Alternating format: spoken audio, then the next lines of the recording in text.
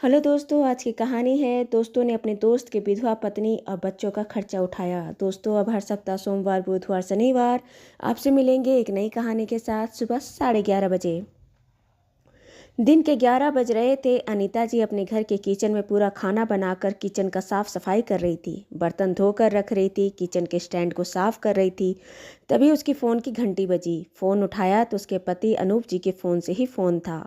अभी 1 घंटा पहले ही तो घर से ऑफिस के लिए निकले हैं, इतना जल्दी फ़ोन? जरूर कुछ सामान भूल गए होंगे। भुलक्कड़ तो है ही। मन में बड़बड़ करते हुए वह फ़ोन उठाई। जैसे फ़ोन उठाई तो उधर से किसी और मर्द ने कहा, जिस नंबर से मैं आपको फ़ोन कर रहा हूँ आप उसे जानती हैं? अनीता बोली, यह मेरे पति का नंबर है। आप कौन बोल रहे हैं? सामने वाले ने फ़ोन पर कहा कि आपके पति का एक्सीडेंट हो गया है, हम उसको लेकर सामने के अस्पताल में आए हैं, आप जितना जल्दी हो सके आ जाइए। अनीता घबरा गई। उसका बच्चा भी स्कूल में ही था और इधर उसके पति का एक्सीडेंट हो गया था। वह बस घर बंद की, जैसे जिस हालत में थी वैसे ही हॉस्पिटल भागी। जब हॉस्पिटल भागी तो देखती है कि वहाँ पर अनूप के 2 दोस्त और पहुँच चुके हैं। उनके दोस्तों ने अनीता जी को देखा तो बोला, भाभी घबराइए मत, सब ठीक है। जिसने आपको फ़ोन किया था उसी ने हमको भी फ़ोन करके कहा था कि अनूप का एक्सीडेंट हो गया है, हम भी बस अभी आए हैं।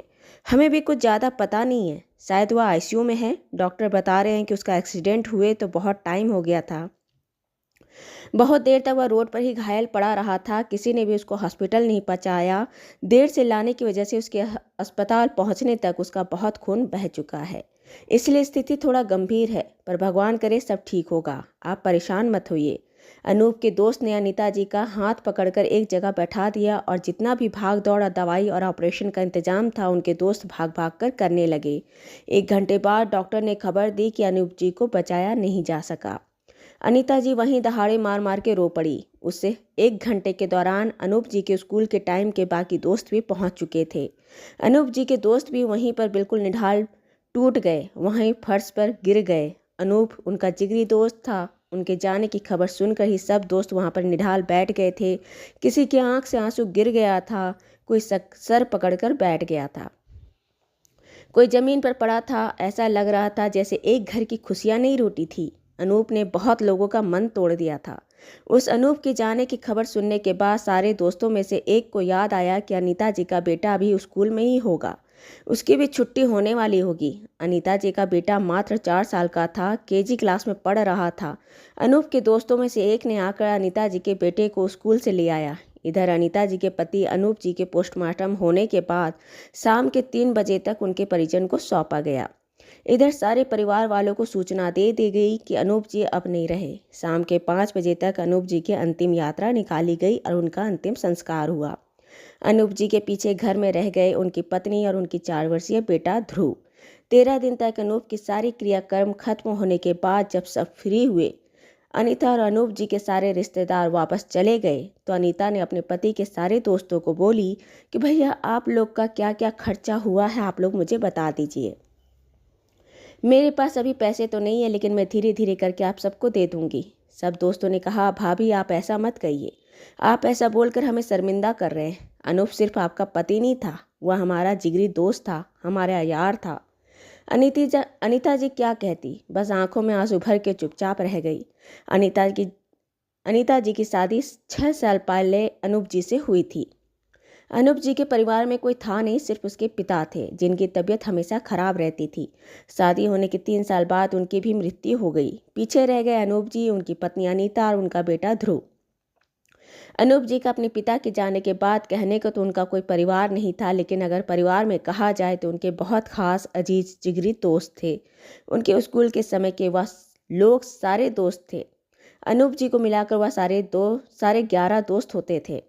मतलब अनूप जी के 10 दोस्त गहरे और दांत काटे दोस्त थे।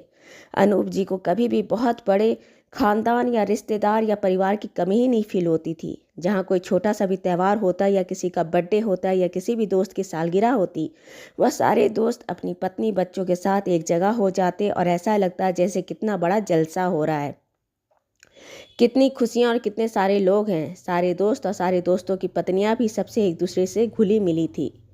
एक दूसरे का ध्यान रखते थे। वह कहने को दोस्त थे, लेकिन वह 11 एक दूसरे के लिए जान थे। एक दूसरे के परिवार थे और एक दूसरे की ताले की कुंजी थे। लेकिन अफसोस, उस 11 दोस्त में से एक दोस्त आज चला गया था। 2.5 महीने बाद अनूप के बेटे ध्रुव का बर्थडे आने वाला था। अनूप जी के बाकी सारे दोस्त अपने परिवार, अपनी पत्नी, बच्चों के साथ अनूप जी के घर गए। अनूप जी की पत्नी अनीता जी को विश्वास नहीं हुआ था। उन सारे दोस्तों को देखकर बड़ा आश्चर्य हुआ। उन्हें तो यकीन ही नहीं था कि उनके सारे दोस्त अब उनके घर आएंगे। जब उनका दोस्त ही नहीं रहा तो वह उनके घर आकर क्या करेंगे?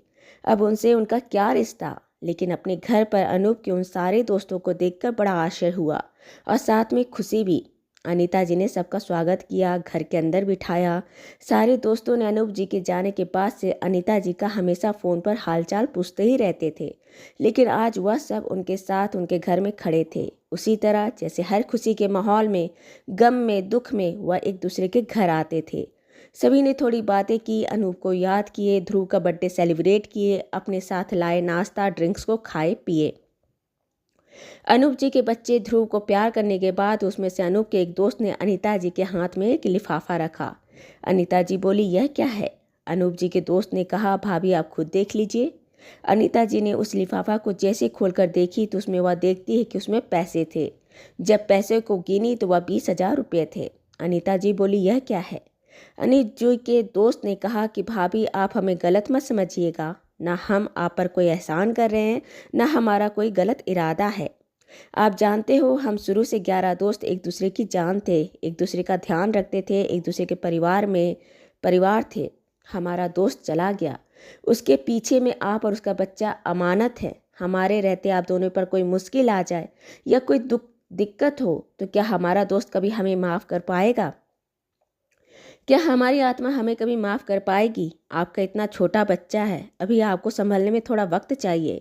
हम चाहते हैं कि जब तक आप सही मायने में थोड़ा स्थिर हो जाए, खुद को संभाल लें, तब तक हमारी तरफ से हर महीना आपको हम सारे दोस्त मिलकर कुछ पैसे देंगे। अनीता जी गुस्से से लाल हो गई। यह क्या कह रहे हैं आप लोग कैसी बात कर रहे हो? आप लोग को शर्म नहीं आई?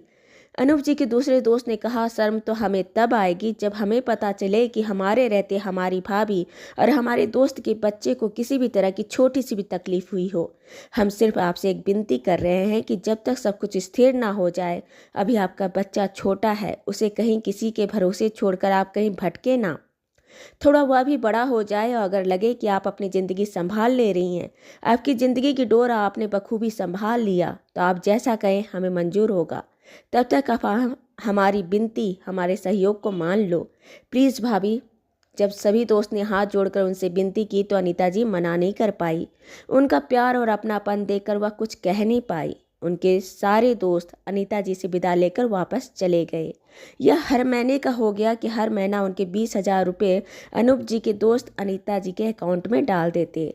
अनीता जी शायद पूरे समाज की ऐसी पहली इंसान थी जिनका कोई रिश्तेदार नहीं था, जिनका कोई घर परिवार नहीं था, लेकिन उनके पति के जाने के बाद या उनका बुरा समय आने के टाइम या उनके अकेले होने के समय पर उनके पति के स्कूल के ज़माने के जिगरी दोस्तों ने मिलकर उनका सारा खर्च उठाया था। उनके और उनके बच्चे की परवरिश का सारा जिम्मा उठाया था। ऐसी दोस्ती आज के ज़माने में कहाँ कोई निभा पाता है। दोस्तों, ये कहानी आपको अच्छी लगी हो तो इसे लाइक करें, शेयर करें, सब्सक्राइब करें और मिलते हैं एक नई कहानी के साथ एक छोटे से ब्रेक के बाद। धन्यवाद।